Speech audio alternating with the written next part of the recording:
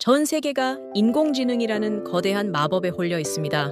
사람들은 엔비디아의 새로운 칩이 나올 때마다 그 경이로운 연산 속도에 열광하고 새말트머니 그리는 AGI 범용 인공지능의 미래에 가슴을 부풀립니다. 세상에서 가장 똑똑한 이 디지털 두뇌들은 지금 이 순간에도 인류의 모든 지식을 빨아들이며 무섭게 진화하고 있죠. 하지만 이 화려한 천재들의 무대 뒤편에는 물리학의 법칙이라는 아주 잔혹하고 원초적인 한계가 도사리고 있습니다. 아무리 천재적인 두뇌를 가진 천재라 할지라도 뇌로 피가 공급되지 않으면 단 1초도 살아남을 수 없습니다. 오늘 우리가 돋보기를 들이밀 곳은 거대한 데이터 센터 건물이나 에어컨이 아닙니다. 엔비디아의 GPU 칩, 그 칩에서 불과 1cm 떨어진 아주 좁고 뜨거운 기판 위에서 벌어지는 숨막히는 권력 다툼입니다.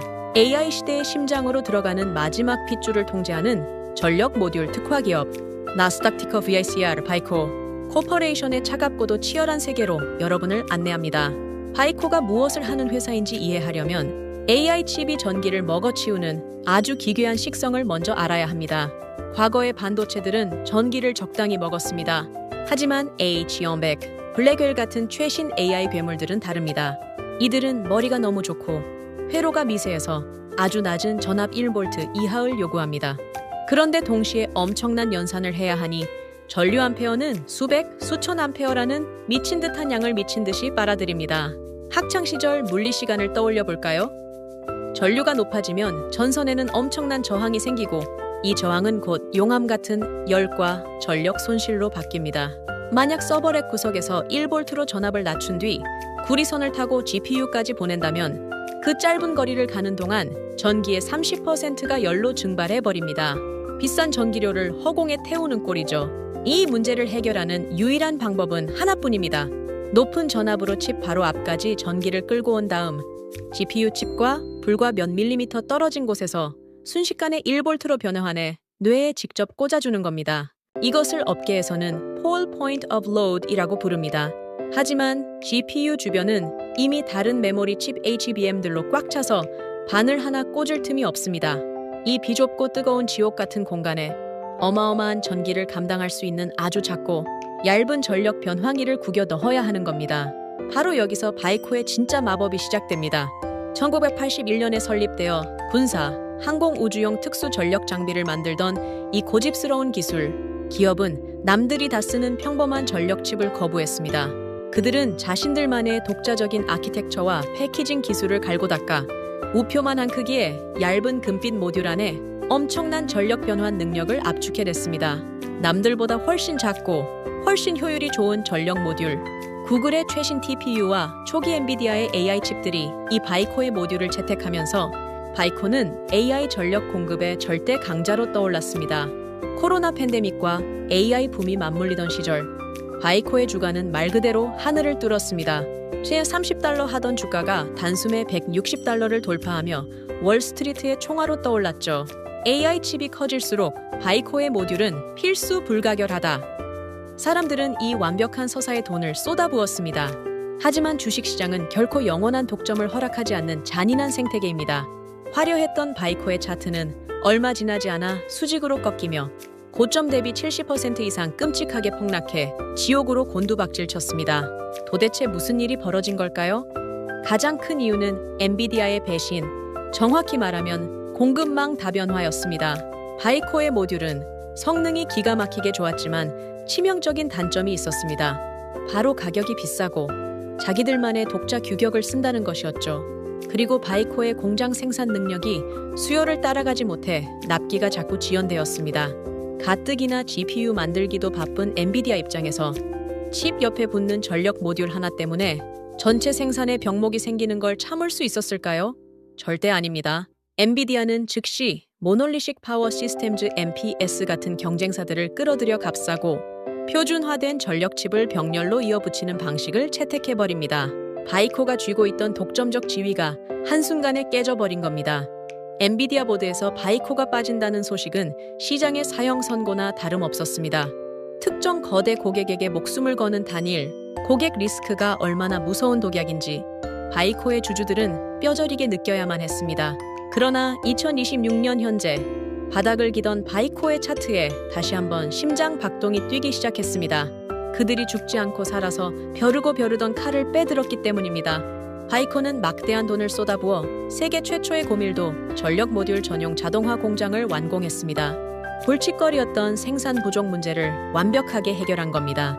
그리고 성능을 비약적으로 끌어올린 4세대 4전력 모듈을 시장에 내놓았습니다. 시장의 상황도 바이코에게 다시 유리하게 돌아가고 있습니다.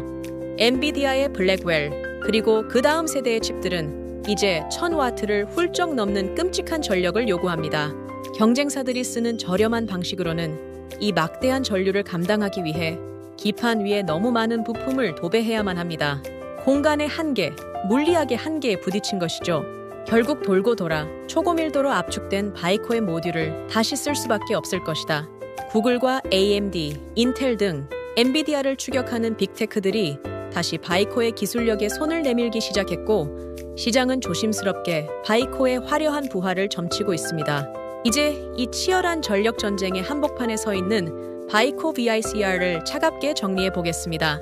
이 회사는 단순한 부품 조립 업체가 아닙니다.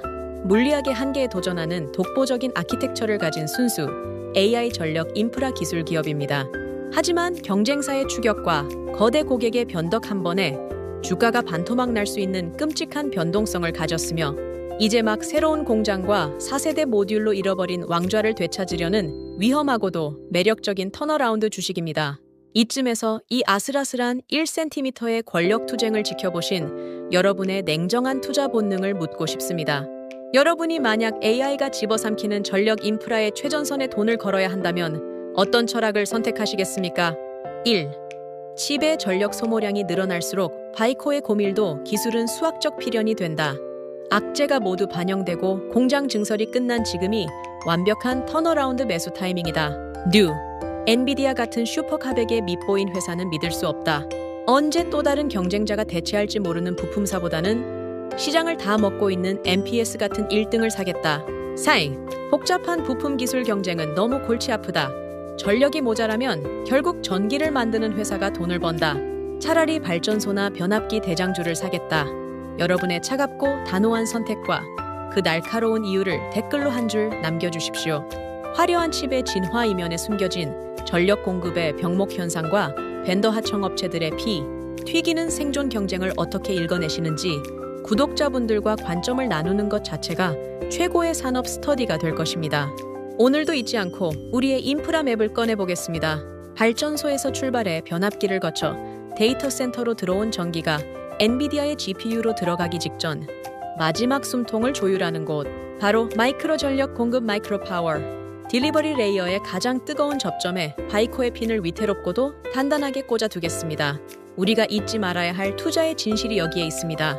세상 모두가 눈부신 뇌 AI의 탄생에 샴페인을 터뜨릴 때 진짜 냉혹한 투자자들은 그 뇌로 향하는 마지막 혈관을 누가 쥐고 있는지, 그리고 그 혈관의 주인이 언제든 바뀔 수 있다는 자본주의의 잔인함을 살핍니다. 명심하십시오. 눈앞에 펼쳐진 AI의 장밋빛 미래가 그 부품을 만드는 모든 회사의 수익을 보장해주지는 않습니다. 투자의 세계에서 가장 무서운 적은 기술의 실패가 아니라 거대 고객의 단 한 번의 변심입니다. 오늘 이야기가 화려한 기술의 껍데기를 벗기고 그 안에 서늘한 물리적 한계를 꿰뚫어 보는데 작은 영감이 되었다면 좋아요와 구독, 알림 설정을 꾹 눌러주십시오. 여러분의 클릭 한 번이 제가 이 거대하고 차가운 자본주의의 지형도를 계속 그려나갈 수 있는 유일한 원동력입니다. 저는 다음 인프라의 최전선에서 더욱 서늘하고 깊은 이야기로 기다리고 있겠습니다. 시청해주셔서 감사합니다.